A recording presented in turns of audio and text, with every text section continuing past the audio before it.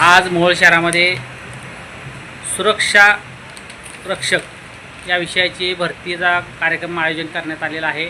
त्या संदर्भात माहिती देण्यासाठी आपल्याबरोबर जगताप साहेब आहेत। तर जगताप सर, एकूणच मोहोळ शहरामध्ये आपण जे तरुणांना काम देण्यासाठी, रोजगार देण्यासाठी जी भरतीची प्रक्रिया सुरू केलेली आहे त्याच्याबद्दल सविस्तर सांगा। किती तारखेला भरती सुरू होणार आहे आणि त्यासाठी काय कागदपत्र लागणार आहे?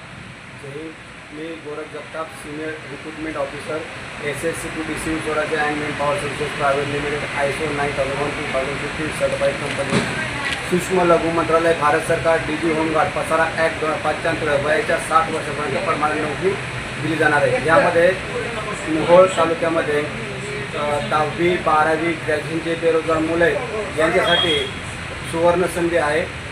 त्यांचे हाईट 165 सेंटीमीटर असणं गरजेचं आहे, 10वी पास असावं, वय 18 वर्ष पूर्ण 45च्या आत असावं, वजन 45 किलोपेक्षा जास्त असावं, मेडिकल फिट असावं। जे मुलं सिलेक्शन होतील त्यांचं 500 रुपये रजिस्ट्रेशन झाल्यानंतर त्यांना ट्रेनिंग असते। एक ट्रेनिंग झाल्यानंतर 22च्या दिवशी पुणे, नाशिक, औरंगाबाद, मुंबई, ठाणे अशा ठिकाणी त्यांना नोकरी दिली जाते। मोठमोठे IT सेक्टर आहे, इंडस्ट्रियल एरिया आहे, बँक ATM आहे, पर्यटक स्थळ आहे, धार्मिक स्थळ, hospital, college, traffic duty, 5 star hotel, mall, residency.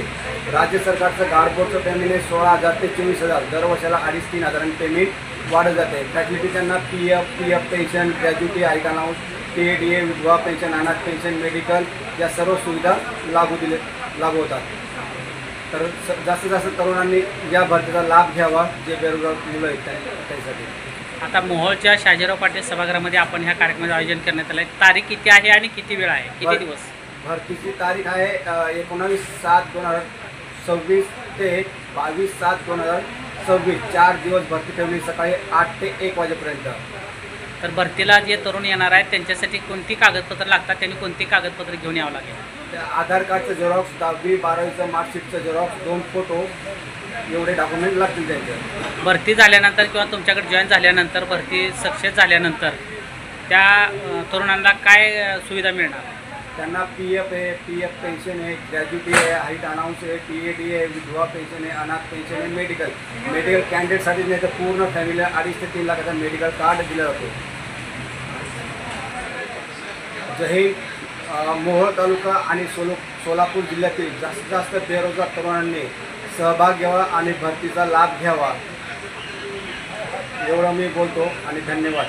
19 तारखेला आपण भेटूया मोहोळ तालुक्यामध्ये नगर परिषद सभागृहामध्ये। धन्यवाद।